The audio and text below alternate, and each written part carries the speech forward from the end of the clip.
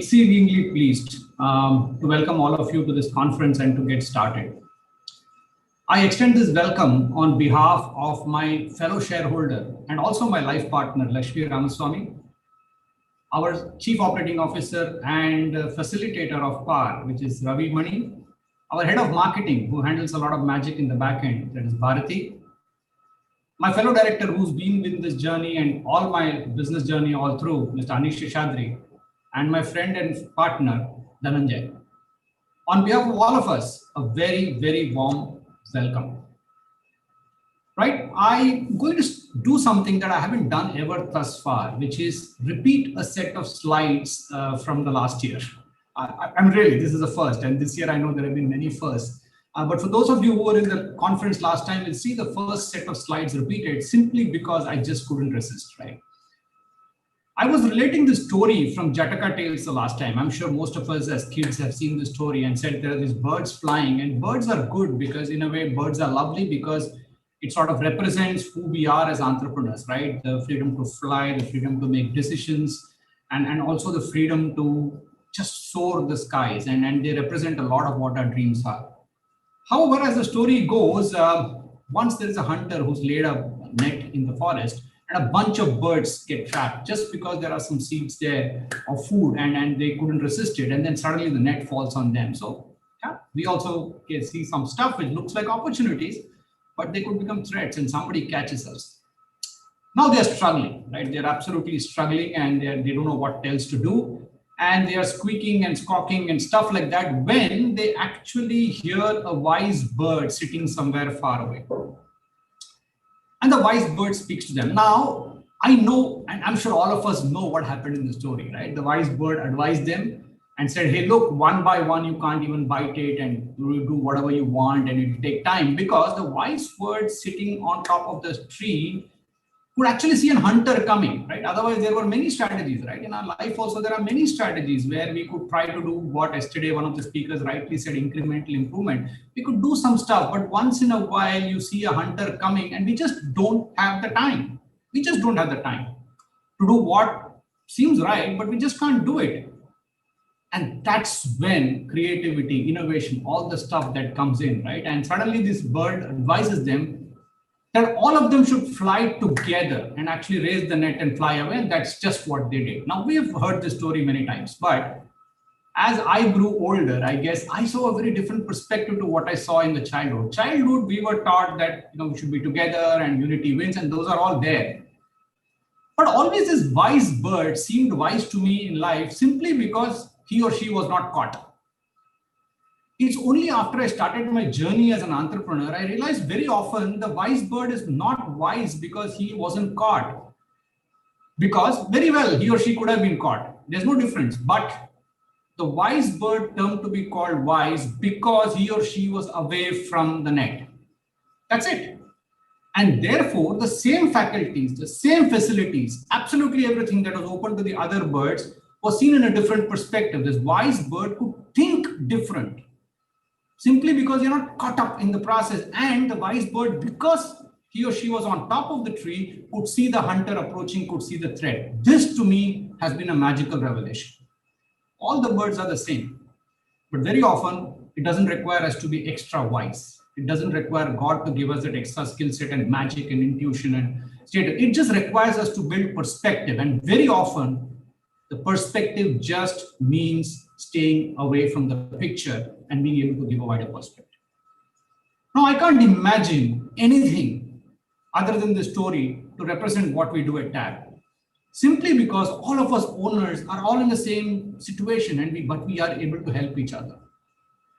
I'm able to say the story because last year, exactly in January, while I was presenting this very story, there were umpteen reasons to look good, and we were looking forward and we were gung-ho. And now this January, we were faced with the contrary because we now had umpteen reasons not to have this conference, right? We could very easily have postponed it and everything could have worked. But hey, none of our owners, none of the SMEs, none of our clients really stopped working in the last 1 year. If anything, they have multiplied their effort. I must say that the last year has been interesting, to use a very understated word, right? And just interesting. I don't want to add any adjective to it. But the first thing we must do is our heart goes out to every single person who had a personal disaster in this situation. We know of so many people who have suffered bereavement. We know of so many people who had situations which are very difficult, and our heart goes out to them.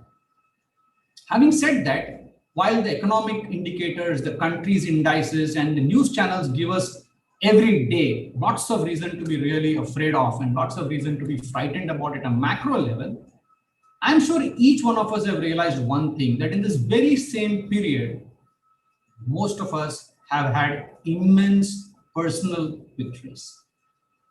We found those islands of strength, we found those islands of excellence. And of course, personally speaking, we found magical time with the family. Those of us who have been healthy, it's God's grace that we've been great.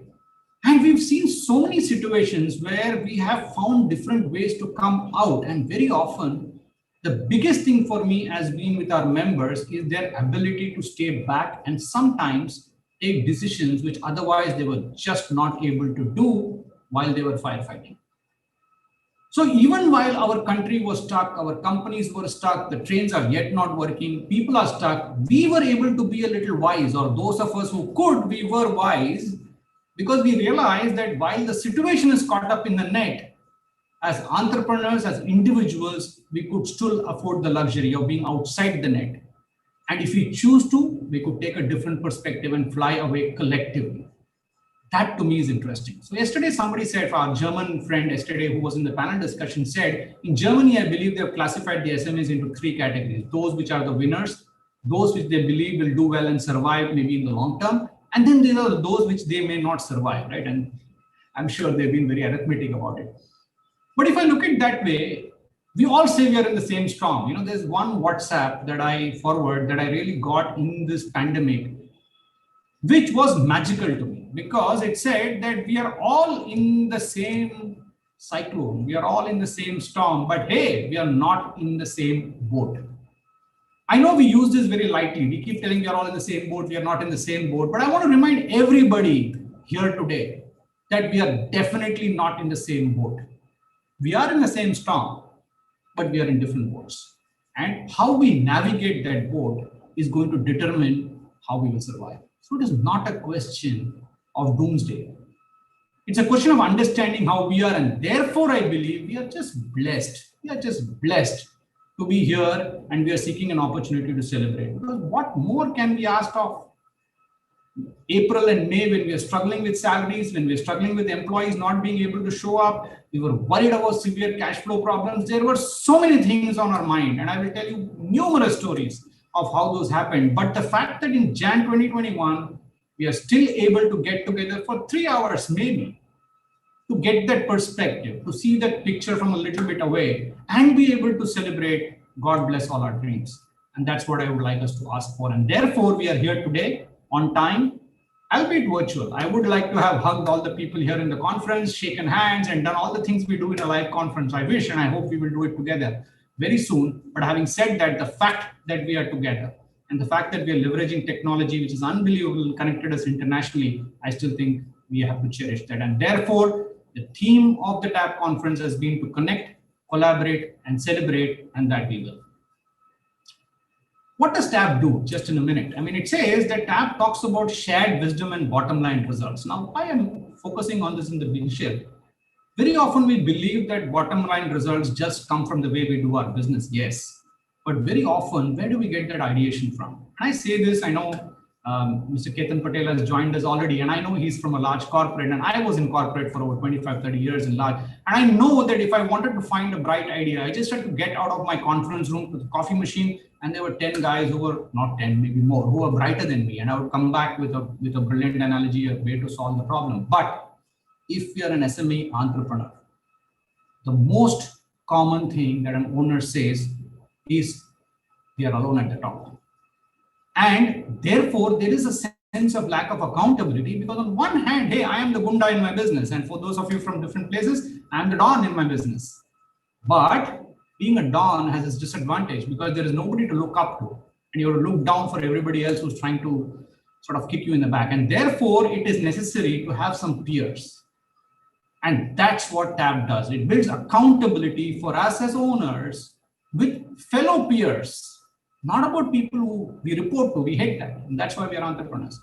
And not about people who are actually looking up to us for all the solutions as well. No, but we are having a set of people who appreciate and understand where we are and are prepared to hold us accountable, mind you, not just give us advice that they think is accurate. The second bit is clarity of advice. Doing business has never been black and white. Doing business has always been gray, and especially so, all of us fellow Indians, we know. There are lots of things that cannot be put into Google. There are lots of things that cannot be put in a PowerPoint. There is no amount of learning platforms, no amount of knowledge guru can tell you the tricks and stuff that can be recorded somewhere and played back, because business requires a lot of tactical, on the ground, so to speak, gray things, which a researcher can come back afterwards and write a book about. Mark you, people can write a book about afterwards. But when you are there needing to take the decision, should I take a new factory? Should I drop my products and start selling masks? Should I allow my employees to come because people are worried about their health? Should I open my factory? I had a capex decision, and these are all live problems we've addressed in the last 8 to 9 months. Should I cut my salary? Should I ask employees to go home? Who should work from home? Who should come? All these decisions, and that's where entrepreneurs come into brilliance, because they're able to appreciate, understand, and give clarity of advice that resembles what the owner wants. And finally, being part of an international community, we have an enormous global enablers. And we have today Jason coming up a little bit later, where we are talking about the amount of international connect that we have, because that's genuinely helped us do where we want, because we realize one truth, that owners are owners are owners anywhere in the world. With that, I want to say that this time the sales opportunities, profitability, team harmony, retention has all gone up with multiple stories in tab. And I'm very proud to say in the last 1 year, in this tough period, we've not only retained our customers, we've doubled, and we are 55 plus. Ravi tells me yesterday, it's a matter of pride. Our ability to have members with us in this time, we've quadrupled our support with them. They've been with us all through. And more importantly, we've opened up, apart from Pondicherry, we've opened up in Chennai, we opened up in Surat and Rajkot. So it's a great understanding of how a deeper engagement can really work and how fellow entrepreneurs can help each other. With that said, I just wanted to spend a minute in lighting up our lamp. I know that, you know what, I would have loved in a normal circumstance like last year to have lit the lamp by many hands sharing and coming together. But you know what? Nothing can stop us from sharing our prayers. So we recorded a video because for me, light is something that represents energy. There are some things that diminish when you share, and there are some things which magnify when you share. All positive things, love, joy, happiness are like that, and light represents that to me. So with that, I'm just going to sort of request, as I said, my fellow shareholder and director, Lakshmi Ramaswamy, to light the lamp, and we've done it over a video. And like I said, we may not be able to light it together, but let's indeed pray together.